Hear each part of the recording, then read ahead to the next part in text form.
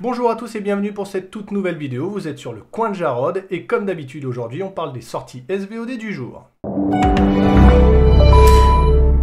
Le 1er mai sur Netflix on a La Haine avec Vincent Cassel, Saïd Tekmaoui et Hubert Koundé. Une masterclass de Mathieu Kassovitz, film culte de mon enfance qui parle de jeunes des cités.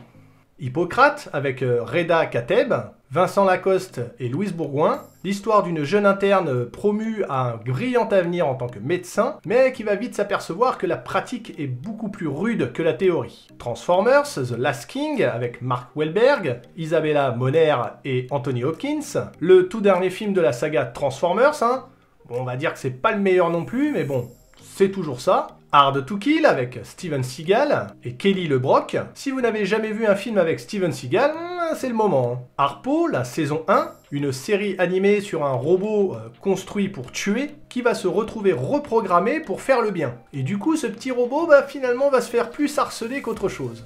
Le procès d'Adolf Eichmann, le responsable de la déportation des Juifs d'Europe pendant la Seconde Guerre mondiale, était condamné à mort. Son procès a débuté le 11 avril 1961. Les caméras ont tout filmé ce moment historique. Our Idiot Brothers, avec Paul Rudd et Elizabeth Banks, quitté par sa petite amie et privé de son chien, un idéaliste peu dégourdi vient trouver refuge et réconfort auprès de ses sœurs. Les Gardiennes, avec Nathalie Baye et Laura Smet, en 1915, dans la ferme du Paridier, les femmes ont pris la relève des hommes partis au front. Travaillant sans relâche, leur vie est rythmée entre dur labeur et attente du retour des hommes en permission. Avant toi, avec Emilia Clarke, jeune et riche banquier Will Traynor était un garçon plein d'audace et d'optimisme, jusqu'à ce qu'il se retrouve paralysé dans un accident ayant eu lieu 2 ans plus tôt. Devenu cynique, il a renoncé à tout et n'est devenu plus que l'ombre de lui-même. Mais il va rencontrer une femme et là, vous connaissez la suite. Venom, avec Tom Hardy et Michelle Williams, un film Marvel de Sony, un film sur le méchant le plus connu de Spider-Man, sauf que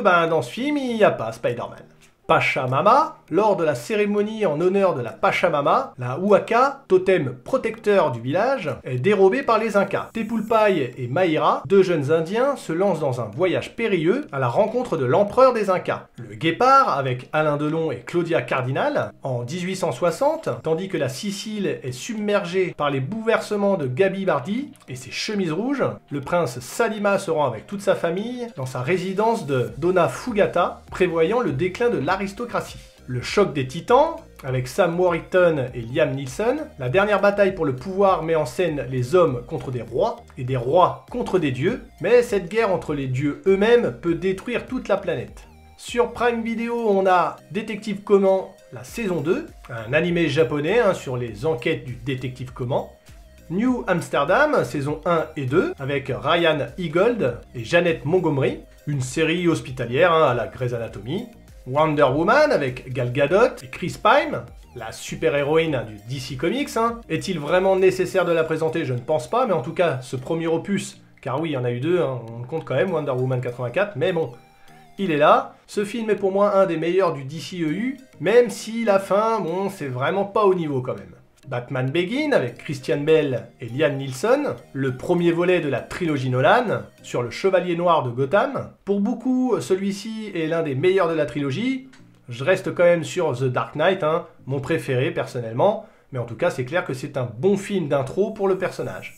Le Parrain 1, 2 et 3, avec Al Pacino, Marlon Brando et j'en passe. La trilogie culte qui compte la vie du parrain de la mafia, Don Vito Corleone. Et il faut noter que ce 3e volet est la version avec un tout nouveau montage. Alors du coup je l'ai pas vu, donc ça sera l'occasion. La Cité de la Peur avec Alain Chabat et Dominique Farrugia. Alors là c'est clair, je pense que c'est mon film français comédie préféré. Je le connais quasiment par cœur, franchement j'adore, si vous ne l'avez pas vu, il va falloir y aller. MR73, Les Lyonnais, 2 films d'Olivier Marchal, 2 très bons films, l'un policier et l'autre plus mafieux on va dire. Pareil, si vous les avez pas vus, vous pouvez y aller. The Conjuring, les dossiers Warren, avec Vera Farmiga et Patrick Wilson. L'histoire horrible mais vraie d'Ed et Lorraine Warren, enquêteurs paranormaux réputés dans le monde. Je dois dire que celui-là, franchement, il est très très bon. En film d'horreur, franchement, il est dans le top 3 je crois.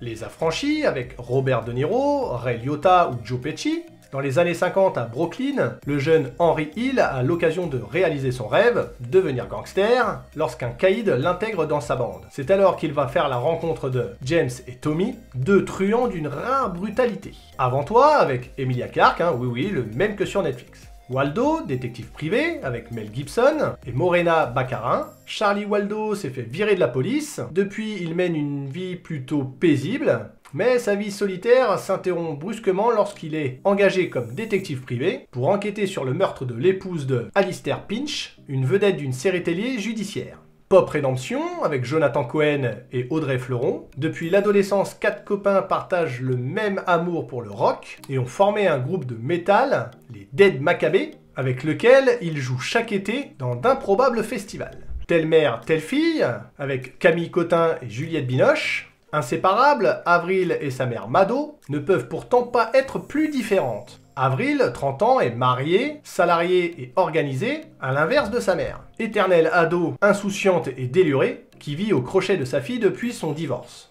Et il y a toute une collection de films de Bertrand Blier, mais malheureusement impossible de vous dire lesquels. Alors je suppose qu'il y aura au moins Tenue de soirée, Buffet froid ou encore Les Valseuses. Bref, voilà, c'est tout pour aujourd'hui. J'espère que cette vidéo vous aura plu. Si c'est le cas, on lâche le pouce en l'air. Sinon, le pouce en bas, tant pis pour moi. Mais quoi qu'il arrive, abonnez-vous. C'est important pour moi, mais c'est aussi important pour vous. Laissez-moi dans les commentaires ce qui vous intéresse parmi cette liste. Même si des fois, il n'y en a pas beaucoup. Quoi qu'il arrive, moi je vous dis à très bientôt pour une prochaine vidéo. Ciao!